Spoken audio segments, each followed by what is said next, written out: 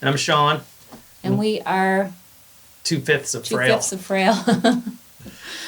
We just wanted to get in front of you today and just kind of tell you about the EP or the LP that we just released, 1692. Talk a little bit about the songs and how they came to be.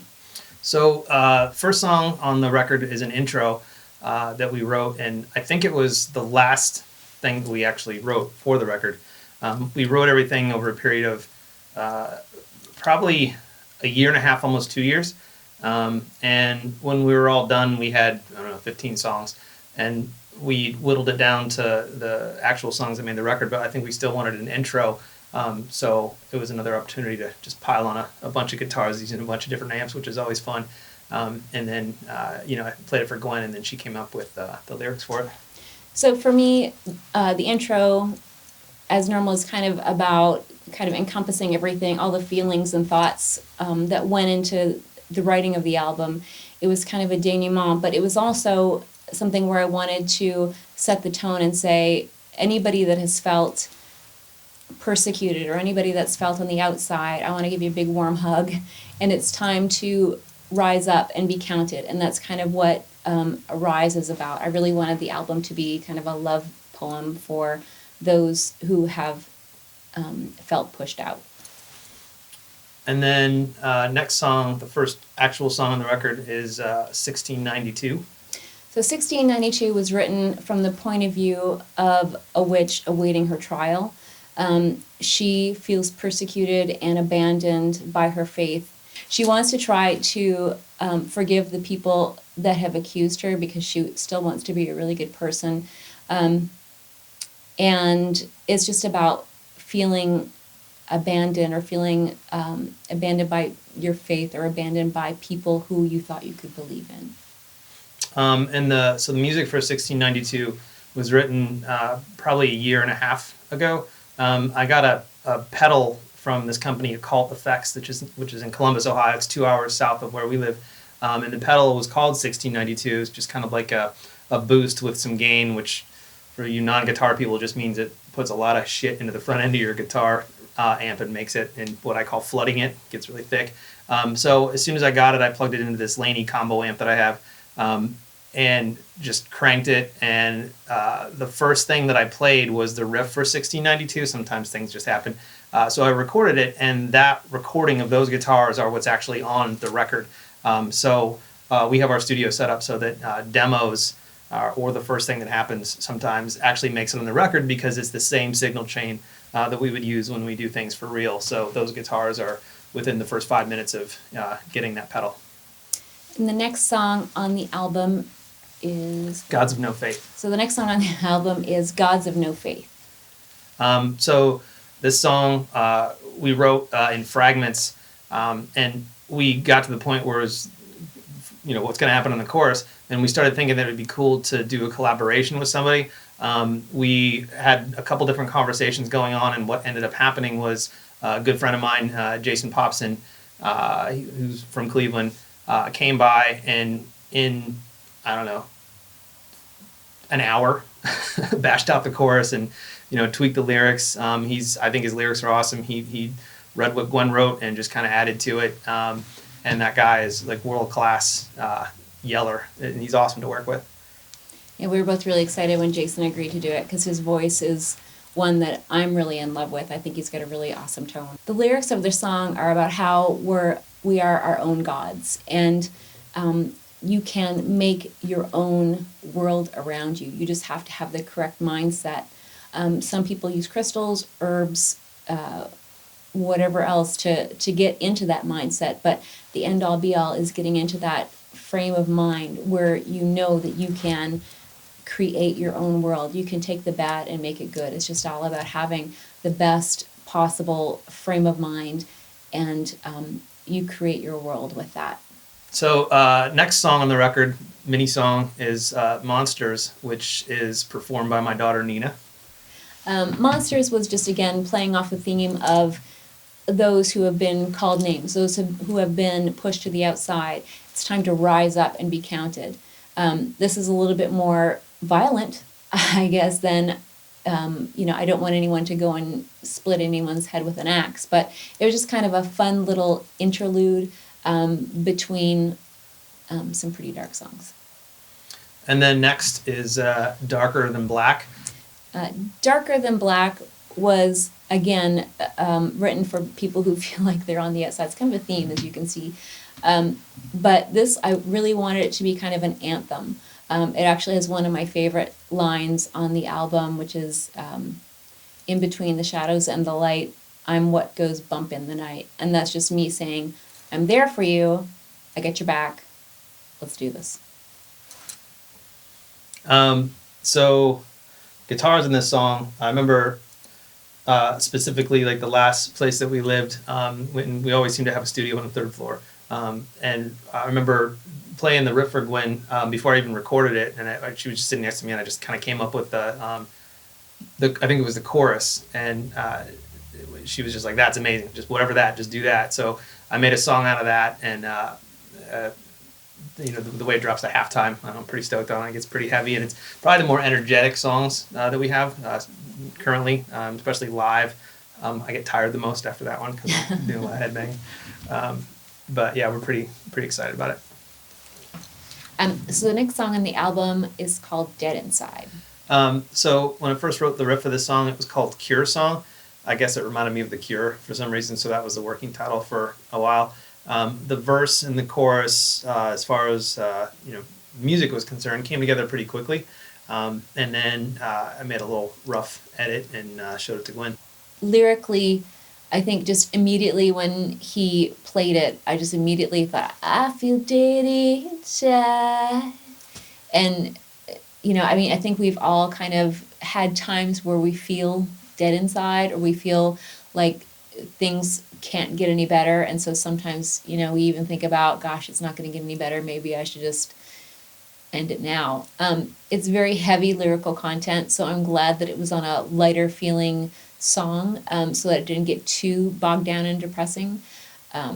But the chorus has, her seeking salvation, so it's not completely depressing. Also, I got to show off my Afterneath pedal from Earthquaker, which is like one of my favorite ones. So the I guess pre-chorus, whatever, I don't know what part that's called. I'm not very good at that, but there's a lot of spooky guitar stuff happening, and that's the Afterneath going nuts. It's pretty cool. So next song on the record is Burn. So Burn actually has some of the more uplifting lyrics for me. It's written about, you're going to get hurt. You're going to get hurt over and over again, and it's up to you to get back up and just do it again. So another one of my favorite lines on the album is crowned with thorns, but still a queen. And that what that says to me is that you're going to get hurt, you're going to get shoved down, you're going to get pushed around, but you're still a fucking queen. So get up and reign, bitch. Am I a queen or a king? I don't know. A little bit of both. Yeah. So musically, this song was kind of one of those, for me, like Radiohead creep moments where you hear the feedback come in before the chorus just kind of takes off. And I did that using this pedal that Brooks from Blackhawk Amplifiers made that just, again, floods the amp this in a different way than the Occult Effects pedal. And so it just made the feedback on the chorus just sort of take off like a rocket. So I was just really excited about the way that how thick everything came in, and then showed it to Gwyn, and then she wrote lyrics over it. But that sort of feedback into the chorus taking off was something that I've always wanted to do, and this, I guess, was the song that happened on. Right, the next song on the album is Godless. This one was, I think, musically was one of the slower ones to come together, where there might have been a couple different verse-chorus combinations until I was ready to show it to the class, which is Gwyn's the class. Written probably a while ago. I think we've had this song for a while. And then the video that we just did for it kind of changed what the song, like the level of intensity of the song for me. It's weird when when it's your own stuff, you can get stuck having the same perspective on it, and then every once in a while something will shift that perspective, which is cool because then you get to view it as I don't know, a listener or someone on the outside. And the video that we did for that kind of did that for me. It kind of elevated the song and made it a lot more intense. So now when it comes up on the record, I hear it differently, which is pretty cool. Good job in the video, Gwyn. Godless is a song about how sometimes we can make big deals out of things that aren't really big deals, and we'll sit and ruminate and think that things are so much better elsewhere, or somebody else has it so much better than we do. It's okay to fall. It's okay to walk among the blessed, unblessed, but you have to get yourself out of that, and you can do that through your mindset and your frame of mind. The next song is If You Stay. If You Stay was the last song that we wrote, other than the intro for the record. Heavy guitars again, and one of the things that I wanted to do with one of the songs in the record was end with all the guitars on 11, but drop everything else out. I just thought that would be an interesting ending, rather than the big build-up that has happened on other songs where drums and bass and everything are kicking. And this is just like Gwyn and guitars at the end, which I think is pretty cool. Lyrically, If You Stay is about someone who's had her heart broken. She loves him, but she knows that he's no good for her. She's going to let him back in, but if he's going to stay, she's going to make him bleed. The last song on the record is Stab. And so this song started just me, guitar, and one pedal going through an amp, which is an Earthquaker depths pedal, which is a vibe pedal. And one of the things I like to do is if there's a pedal that has any effect that is sort of time-based, or you hear it swell and like kind of, if there's bumps like a tremolo where it's with the cutting the volume in steps, or the depths where it's kind of like swelling, I'll play to the tempo of that swell. So I set the pedal to a tempo that I felt comfortable with, and then the note changes that I'm making are in time with what that vibe pedal is doing. So whenever I can do that, I like to try to, like, again, play off any kind of tempo-based effect that a pedal can make, and that's what this song is. So it's just that in a minor, spooky, basic, heavy chord progression with the pedal doing all the heavy lifting on it. For me, this is one of the easiest songs to write. I think Sean was away. I don't remember where he went, but I know you were away for the weekend, and I was like, okay, I'm going to finish this bloody song if it kills me. And it really wasn't difficult at all, which normally for me, writing songs is like giving birth. It's like pulling teeth. It's painful for me sometimes.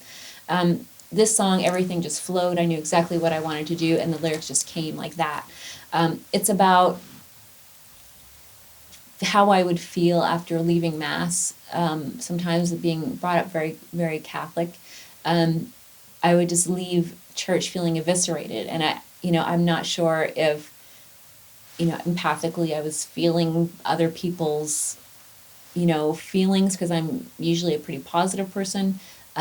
But I could just feel like it just felt icky being there.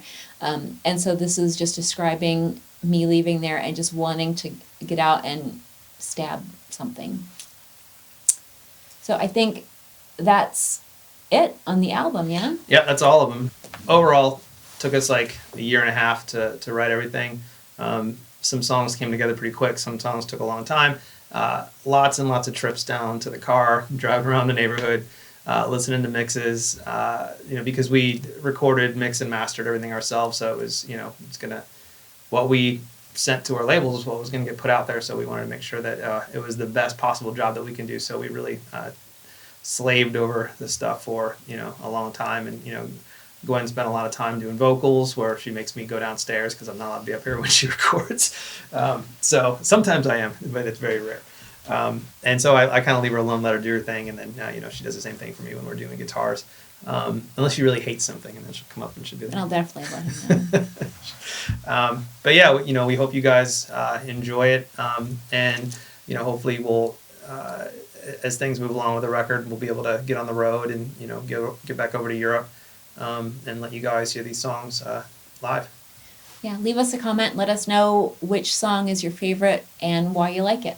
And other than that, we really appreciate you guys taking the time and listening to us babble on. So thank you.